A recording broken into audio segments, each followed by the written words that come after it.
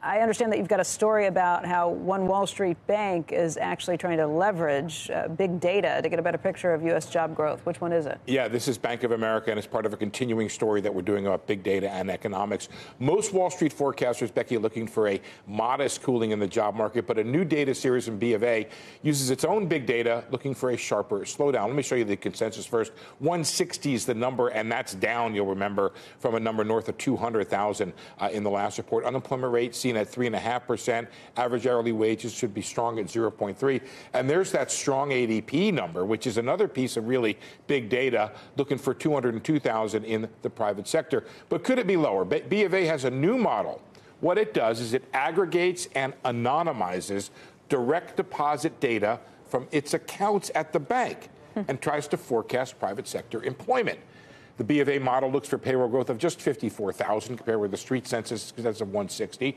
But hold on, because not even B of A is using this solely. Chief economist Michelle Meyer told me it's just an input into the B of A jobs model. It's actually forecasting 140, so it might have led the bank to a below average forecast as an input into its model. The data, limited by B of A's market share, it is the biggest deposit base in North America, just north of 10%. The data is seasonally adjusted, and there could be geographic and income biases in the data because, as we've reported, some poor people, many poor people, don't even have bank accounts. But these are early days for the promise of big data to give a clearer picture of the broad economy.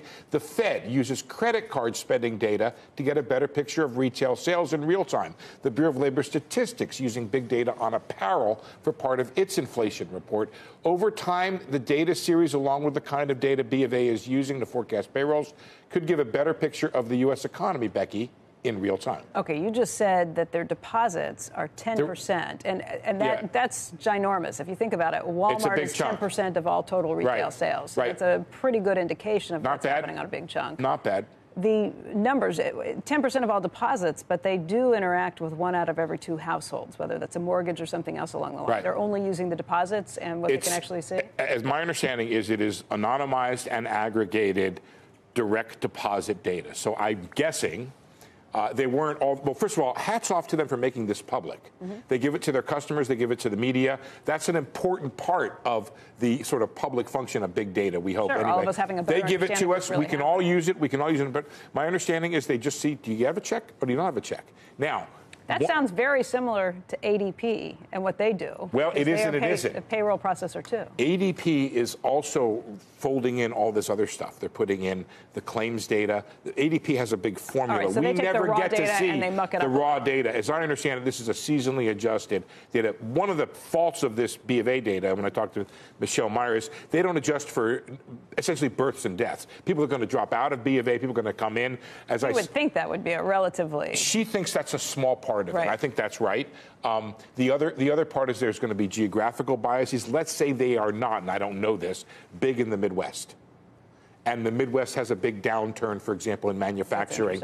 They may not pick that up if it's not geographically adjusted. And, of course, there's the income side of things, which is more people who are wealthier have more accounts, or poor people have fewer or very few accounts. The question of privacy always comes up with big data, too. It's a huge issue, and as I understand it, they are taking steps to make sure that this is not something that comes to the on a personal basis. It's anonymized. I don't think the economists, the people who do the data crunching, ever see anything but an aggregated number or an anonymized number. They're sensitive to this. I asked them about it 3 times, and they said we're taking. My guess is the data is more at risk before it's anonymized. Right, and same thing, like ADP has all this information, too. They know exactly what your paycheck is. They're the ones writing the checks. I think people need to worry about their data. I don't think this is a place they need to worry about. That makes sense. It's really interesting, though. Steve, but we're going to keep following this. My take on this, Becky, and I know we got to go, is this.